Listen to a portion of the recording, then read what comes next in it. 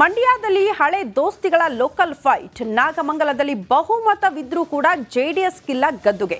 ನಾಗಮಂಗಲ ಪುರಸಭೆಯಲ್ಲಿ ಜೆಡಿಎಸ್ಗೆ ತೀವ್ರ ಮುಖಭಂಗ ಉಂಟಾಗಿದೆ.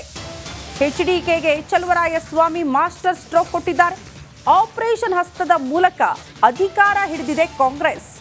ನಾಗಮಂಗಲದಲ್ಲಿ ಎಚ್ಡಿ ಕುಮಾರಸ್ವಾಮಿ ಅವರಿಗೆ ಬಿಗ್ ಶಾಕ್. ಚಲುವರಾಯಸ್ವಾಮಿಯಿಂದ ಮಾಸ್ಟರ್ ಸ್ಟ್ರೋಕ್. ಕಾರಣ ಇಷ್ಟೇ, ಆಪರೇಷನ್ ಹಸ್ತ ಸಕ್ಸಸ್ ಆಯಿತು. ಅಧಿಕಾರವನ್ನ ಹಿಡಿಯುವಲ್ಲಿ ಚಲುವರಾಯಸ್ವಾಮಿ ಅವರು ಸಕ್ಸಸ್ ಆಗ್ಬಿಟ್ರು.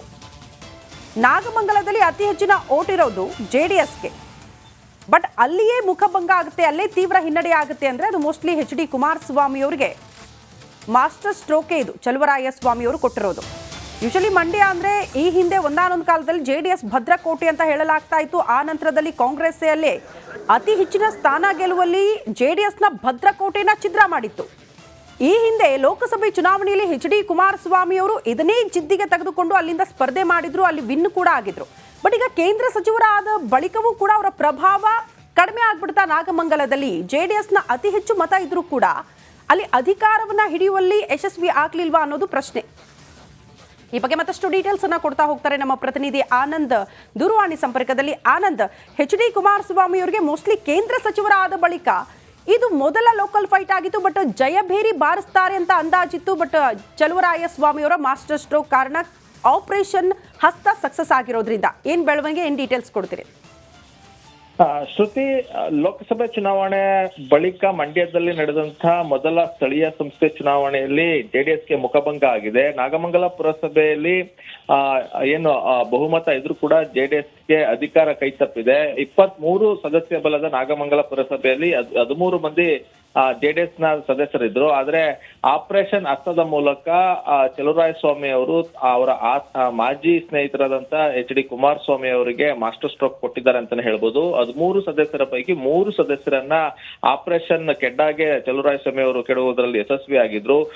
ಏನು ಚಲುವರಾಯಸ್ವಾಮಿ ಮತ ಸೇರಿದಂತೆ ಅಂದ್ರೆ ಸ್ಥಳೀಯ ಶಾಸಕರಾಗಿರೋದ್ರಿಂದ ಅವರ ಮತವು ಸೇರಿದಂತೆ 1 ಮತದ ಅಂತರದಿಂದ ಗೆಲುವನ್ನ ಸಾಧಿಸುವ ಮೂಲಕ ಕಾಂಗ್ರೆಸ್ ನಾಗಮಂಗಲ ಪುರಸಭೆಯ ಗದ್ದುಗೆನ ಹಿಡಿಯೋದು ಯಶಸ್ವಿಯಾಗಿದ್ದಾರೆ. ನಾಗಮಂಗಲದ ಪುರಸಭೆಯ ಅಧ್ಯಕ್ಷರಾಗಿ ಕಾಂಗ್ರೆಸ್ನ ಏನು ಅನ್ಸರ್ ಪಾಷಾನ್ ಅವರು ಆಯ್ಕೆ ಆಗಿದ್ದಾರೆ. ಅದೇ ರೀತಿ ಉಪಾಧ್ಯಕ್ಷರಾಗಿ ವಸಂತಲಕ್ಷ್ಮಿ ಅನ್ನೋರು ಕೂಡ ಆಯ್ಕೆ ಆಗಿರುವಂತದ್ದು. ಅಂದ್ರೆ ಬಹುಮತ ಇದ್ರೂ ಕೂಡ ಅಧಿಕಾರದಿಂದ ವಂಚಿತ ಆಗಿದೆ ಜೆಡಿಎಸ್. ಜೊತೆಗೆ ಆ ಮೂಲಕ ಜೆಡಿಎಸ್ಗೆ ಕಾಂಗ್ರೆಸ್ ಮಾಸ್ಟರ್ ಸ್ಟ್ರೋಕ್ ಕೊಟ್ಟಿದೆ ಅಂತಾನೆ ಹೇಳ್ಬೋದು. ಯಾಕೆಂದ್ರೆ ಲೋಕಸಭೆ ಚುನಾವಣೆಯಲ್ಲಿ ಎಚ್ಡಿ ಕುಮಾರಸ್ವಾಮಿ ಅವರು ಅತ್ಯಂತ ಬಹುಮತದಿಂದ ಗೆದ್ದಿದ್ರು. ಆದ್ರೆ ಅದಾದ ಬಳಿಕ ಬಹುಮತ ಇದ್ರೂ ಕೂಡ ನಾಗಮಂಗಲ ಪುರಸಭೆಯನ್ನ ಕಳ್ಕೊಳ್ಳುವಂತ ಪರಿಸ್ಥಿತಿ ಎದುರಾಗಿರುವಂತದ್ದು. ಸಾಕಷ್ಟು ದಿನಗಳಿಂದ ಈ ಚುನಾವಣೆಗೆ ತಯಾರಿಯನ್ನ ಚಲುವರಾಯಸ್ವಾಮಿ ಅವರು ನಡೆಸಿದ್ರು. ತಮ್ಮ ಸ್ವಕ್ಷೇತ್ರ ಆಗಿರೋದ್ರಿಂದ ಅಲ್ಲಿ ಗೆಲ್ಲೇಬೇಕು ಅನ್ನೋ ಕಾರಣಕ್ಕಾಗಿ ಸಾಕಷ್ಟು ತಂತ್ರಗಾರಿಕೆಯನ್ನ ಮಾಡಿದ್ರು. ಅದೇ ರೀತಿ ಆ ತಂತ್ರಗಾರಿಕೆಯಲ್ಲಿ ಯಶಸ್ವಿಯಾಗಿದ್ದಾರೆ. 3 ಮಂದಿ ಜೆಡಿಎಸ್ ಸದಸ್ಯರು ಮತ ಹಾಕದೆ ತಟಸ್ಥವಾಗಿ ಉಳಿಯುವ ಮೂಲಕ ಕಾಂಗ್ರೆಸ್ನ ಗೆಲುವಿಗೆ ಕಾರಣರಾಗಿದ್ದಾರೆ. ಶ್ರುತಿ. ಓಕೆ ಆನಂದ್, ಧನ್ಯವಾದಗಳು ತಮ್ಮೆಲ್ಲ ಮಾಹಿತಿಗೆ. ಮಂಡ್ಯದಲ್ಲಿ ಹಳೆ ದೋಸ್ತಿಗಳ ಲೋಕಲ್ ಫೈಟ್. ನಾಗಮಂಗಲದಲ್ಲಿ ಬಹುಮತವಿದ್ರೂ ಕೂಡ ಜೆಡಿಎಸ್ಗಿಲ್ಲ ಗದ್ದುಗೆ. ನಾಗಮಂಗಲ ಪುರಸಭೆಯಲ್ಲಿ ಜೆಡಿಎಸ್ಗೆ ತೀವ್ರ ಮುಖಭಂಗ ಉಂಟಾಗಿದೆ. ಎಚ್ಡಿಕೆಗೆ ಚಲುವರಾಯಸ್ವಾಮಿ ಮಾಸ್ಟರ್ ಸ್ಟ್ರೋಕ್ ಕೊಟ್ಟಿದ್ದಾರೆ. ಆಪರೇಷನ್ ಹಸ್ತದ ಮೂಲಕ ಅಧಿಕಾರ ಹಿಡಿದಿದೆ ಕಾಂಗ್ರೆಸ್. ನಾಗಮಂಗಲದಲ್ಲಿ ಎಚ್ಡಿ ಕುಮಾರಸ್ವಾಮಿ ಅವರಿಗೆ ಬಿಗ್ ಶಾಕ್. ಚಲುವರಾಯಸ್ವಾಮಿಯಿಂದ ಮಾಸ್ಟರ್ ಸ್ಟ್ರೋಕ್. ಕಾರಣ ಇಷ್ಟೇ, ಆಪರೇಷನ್ ಹಸ್ತ ಸಕ್ಸಸ್ ಆಯಿತು. ಅಧಿಕಾರವನ್ನ ಹಿಡಿಯುವಲ್ಲಿ ಚಲುವರಾಯಸ್ವಾಮಿ ಅವರು ಸಕ್ಸಸ್ ಆಗ್ಬಿಟ್ರು.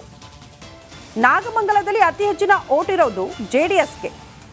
ಬಟ್ ಅಲ್ಲಿಯೇ ಮುಖಭಂಗ ಆಗುತ್ತೆ, ಅಲ್ಲೇ ತೀವ್ರ ಹಿನ್ನಡೆ ಆಗುತ್ತೆ ಅಂದ್ರೆ ಅದು ಮೋಸ್ಟ್ಲಿ ಎಚ್ಡಿ ಕುಮಾರಸ್ವಾಮಿ ಅವರಿಗೆ ಮಾಸ್ಟರ್ ಸ್ಟ್ರೋಕೆ ಇದು ಚಲುವರಾಯಸ್ವಾಮಿ ಅವರು ಕೊಟ್ಟಿರೋದು. ಯೂಶಲಿ ಮಂಡ್ಯ ಅಂದ್ರೆ ಈ ಹಿಂದೆ ಒಂದಾನೊಂದು ಕಾಲದಲ್ಲಿ ಜೆಡಿಎಸ್ ಭದ್ರಕೋಟೆ ಅಂತ ಹೇಳಲಾಗ್ತಾ ಇತ್ತು. ಆ ನಂತರದಲ್ಲಿ ಕಾಂಗ್ರೆಸ್ ಅಲ್ಲೇ ಅತಿ ಹೆಚ್ಚಿನ ಸ್ಥಾನ ಗೆಲ್ಲುವಲ್ಲಿ ಜೆಡಿಎಸ್ನ ಭದ್ರಕೋಟೆನ ಛಿದ್ರ ಮಾಡಿತ್ತು. ಈ ಹಿಂದೆ ಲೋಕಸಭೆ ಚುನಾವಣೆಯಲ್ಲಿ ಎಚ್ಡಿ ಕುಮಾರಸ್ವಾಮಿ ಅವರು ಇದನ್ನೇ ಜಿದ್ದಿಗೆ ತೆಗೆದುಕೊಂಡು ಅಲ್ಲಿಂದ ಸ್ಪರ್ಧೆ ಮಾಡಿದ್ರು, ಅಲ್ಲಿ ವಿನ್ ಕೂಡ ಆಗಿದ್ರು. ಬಟ್ ಈಗ ಕೇಂದ್ರ ಸಚಿವರಾದ ಬಳಿಕವೂ ಕೂಡ ಅವರ ಪ್ರಭಾವ ಕಡಿಮೆ ಆಗ್ಬಿಡ್ತಾ ನಾಗಮಂಗಲದಲ್ಲಿ ಜೆಡಿಎಸ್ನ ಅತಿ ಹೆಚ್ಚು ಮತ ಇದ್ರೂ ಕೂಡ ಅಲ್ಲಿ ಅಧಿಕಾರವನ್ನ ಹಿಡಿಯುವಲ್ಲಿ ಯಶಸ್ವಿ ಆಗ್ಲಿಲ್ವಾ ಅನ್ನೋದು ಪ್ರಶ್ನೆ.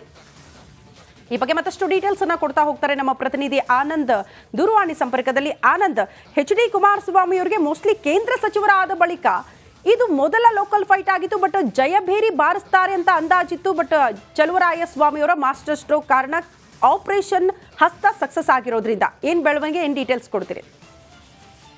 ಶ್ರುತಿ, ಲೋಕಸಭೆ ಚುನಾವಣೆ ಬಳಿಕ ಮಂಡ್ಯದಲ್ಲಿ ನಡೆದಂತಹ ಮೊದಲ ಸ್ಥಳೀಯ ಸಂಸ್ಥೆ ಚುನಾವಣೆಯಲ್ಲಿ ಜೆಡಿಎಸ್ಗೆ ಮುಖಭಂಗ ಆಗಿದೆ. ನಾಗಮಂಗಲ ಪುರಸಭೆಯಲ್ಲಿ ಏನು ಬಹುಮತ ಇದ್ರೂ ಕೂಡ ಜೆಡಿಎಸ್ಗೆ ಅಧಿಕಾರ ಕೈತಪ್ಪಿದೆ. 23 ಸದಸ್ಯ ಬಲದ ನಾಗಮಂಗಲ ಪುರಸಭೆಯಲ್ಲಿ 13 ಮಂದಿ ಜೆಡಿಎಸ್ ನ ಸದಸ್ಯರಿದ್ರು. ಆದ್ರೆ ಆಪರೇಷನ್ ಹಸ್ತದ ಮೂಲಕ ಚಲುವರಾಯಸ್ವಾಮಿ ಅವರು ಅವರ ಮಾಜಿ ಸ್ನೇಹಿತರಾದಂತ HD ಕುಮಾರಸ್ವಾಮಿ ಅವರಿಗೆ ಮಾಸ್ಟರ್ ಸ್ಟ್ರೋಕ್ ಕೊಟ್ಟಿದ್ದಾರೆ ಅಂತಾನೆ ಹೇಳ್ಬೋದು. 13 ಸದಸ್ಯರ ಪೈಕಿ 3 ಸದಸ್ಯರನ್ನ ಆಪರೇಷನ್ ಕೆಡ್ಡಾಗೆ ಚಲುವರಾಯಸ್ವಾಮಿ ಅವರು ಕೆಡುವುದರಲ್ಲಿ ಯಶಸ್ವಿಯಾಗಿದ್ರು.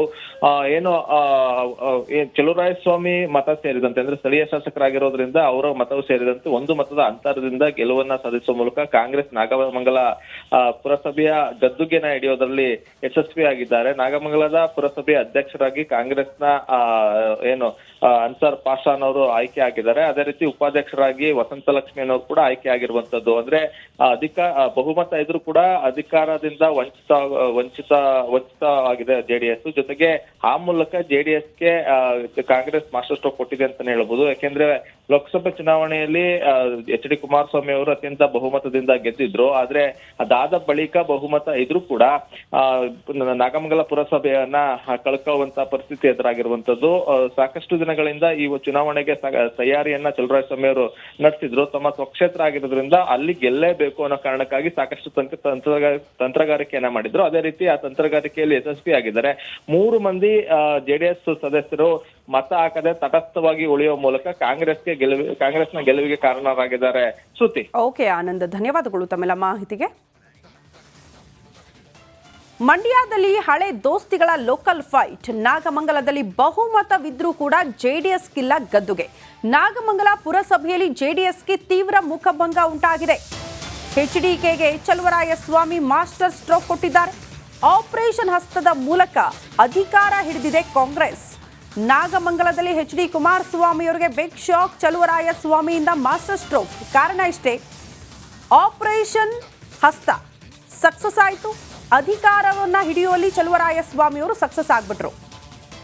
ನಾಗಮಂಗಲದಲ್ಲಿ ಅತಿ ಹೆಚ್ಚಿನ ಓಟ್ ಇರೋದು ಜೆಡಿಎಸ್ಗೆ. ಬಟ್ ಅಲ್ಲಿಯೇ ಮುಖಭಂಗ ಆಗುತ್ತೆ, ಅಲ್ಲೇ ತೀವ್ರ ಹಿನ್ನಡೆ ಆಗುತ್ತೆ ಅಂದ್ರೆ ಅದು ಮೋಸ್ಟ್ಲಿ HD ಕುಮಾರಸ್ವಾಮಿ ಅವರಿಗೆ ಮಾಸ್ಟರ್ ಸ್ಟ್ರೋಕೆ ಇದು ಚಲುವರಾಯಸ್ವಾಮಿ ಅವರು ಕೊಟ್ಟಿರೋದು.